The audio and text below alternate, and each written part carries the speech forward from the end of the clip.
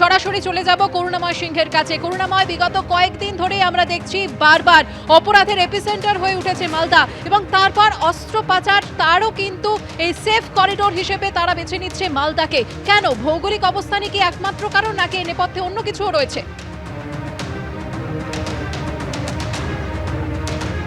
দেখো, মালদার ভৌগোলিক অবস্থান ঠিক এইরকম। একদিকে যেমন ভারত বাংলাদেশ আন্তর্জাতিক সীমান্ত রয়েছে, পাশাপাশি বিহার এবং ঝাড়খণ্ডের সাথেও মালদা বর্ডার শেয়ার করে, এবং মালদা টাউন স্টেশন হয়ে ট্রেনে করে দেশের যে কোনো প্রান্তে পৌঁছানো যায়। একদিকে যেমন উত্তর ভারতে যাওয়া যায়, দক্ষিণ ভারতে যাওয়া যায়, দিল্লি, বিহার, ঝাড়খণ্ড সর্বত্র পৌঁছে যাওয়া যায়। এমনকি জলপথেও ঝাড়খণ্ডের সাথে মালদার যোগাযোগ রয়েছে, এবং সড়ক পথেও দেশের বিভিন্ন প্রান্তে পৌঁছানো যায়। স্বাভাবিকভাবেই তোমাকে বলে রাখি যে গত 8 থেকে 10 বছর আগে মালদায় যে বেআইনি ব্যবসাটা ছিল, যে কারবার ছিল, সেটা হচ্ছে জাল নোট এবং আফিম চাষ বা পোস্ত চাষ। কিন্তু 7-8 বছরে সেই জাল নোটের কারবার যেমন কমেছে, আফিম চাষ বলতে পারো পুরোপুরি বন্ধ হয়ে গেছে। ফলে এই যে বেআইনি কারবার, সেটা শিফট করে গেছে দুটো ব্যবসার ক্ষেত্রে। একটা হচ্ছে মালদায় ব্রাউন সুগার, এবং হচ্ছে এই আগ্নেয়াস্ত্রের ব্যবহার বা আগ্নেয়াস্ত্র আমদানি রপ্তানি। তুমি জানো যে ব্রাউন সুগার ইতিমধ্যে এই চলতি বছরে প্রায় 10 কোটি টাকারও বেশি ব্রাউন সুগার উদ্ধার হয়েছে। এবং মালদাতে একের পর এক ঘটনা তুমি যদি দেখো, চলতি বছরে দুলাল সরকার তৃণমূল নেতা, তাকে খুন করা হয়েছে। কালিয়াচকের তৃণমূল কর্মী খুন, সেখানে অস্ত্রের ব্যবহার, প্রচুর পরিমাণ আগ্নেয়াস্ত্র উদ্ধার হয়েছে মালদায়।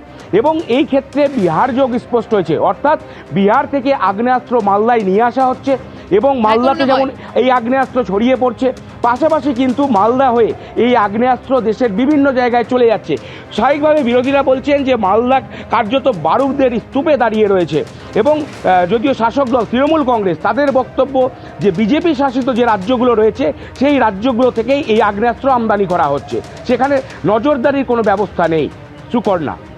ধন্যবাদ করুণাময়, হিন্দল এবং আবির, তোমাদেরকেও ধন্যবাদ। রোজ ভ্যালির আমানতকারীদের টাকা ফেরত দেওয়ার প্রক্রিয়া শুরু। আমানতকারীদের 450 কোটি টাকা ফেরত দিতে অনুমতি। বিস্তারিত জানবো, কথা বলবো আমাদের প্রতিনিধি প্রকাশ সিনহার সঙ্গে। প্রকাশ, ওড়িশার খুর্দা বিশেষ আদালত ঠিক কি নির্দেশ দিয়েছে? না দেখো, তোমাকে প্রথমেই বলে দিই যে রোজ ভ্যালির যে আমানতকারীদের টাকা, সেই টাকা কিন্তু ফেরত দেওয়ার প্রক্রিয়া শুরু করে দিল রোজ ভ্যালি অ্যাসেট ডিসপোজাল কমিটি। তুমি জানো, হাইকোর্টের নির্দেশে অ্যাসেট ডিসপোজাল কমিটির গঠন করা হয়েছিল। তার মধ্যে জাস্টিস দিলীপ শেঠ, তার নেতৃত্বে কমিটি রয়েছে, এবং সেখানে ইডি অফিসার থেকে শুরু করে আইনজীবীরা রয়েছেন। এবং সেই কমিটি কয়েকদিন আগে ভুবনেশ্বরের খুর্দা কোর্টে একটি আবেদন জানায় যে রোজ ভ্যালির সমস্ত ব্যাংক অ্যাকাউন্টে, সারা দেশ জুড়ে যে ব্যাংক অ্যাকাউন্ট রয়েছে, সেখানে দেখা যাচ্ছে প্রায় 450 কোটি টাকা রয়েছে। এবং সেই 450 কোটি টাকা কিছু সম্পত্তি বিক্রি করে টাকা এসছে। সেই টাকা এবার কিন্তু আমানতকারীদের ফিরিয়ে দিতে চায় অ্যাসেট ডিসপোজাল কমিটি, এবং সেই মর্মেই কিন্তু আবেদন করা হয়, এবং সেই অনুমতি ইতিমধ্যেই কিন্তু খুর্দা কোর্ট থেকে পাওয়া গেছে। এবং যেটা ইডি সূত্রের খবর, ইতিমধ্যেই অ্যাসেট ডিসপোজাল কমিটির যে ওয়েবসাইট রয়েছে, সেখানে কিন্তু লিঙ্ক শেয়ার করে দেওয়া হয়েছে।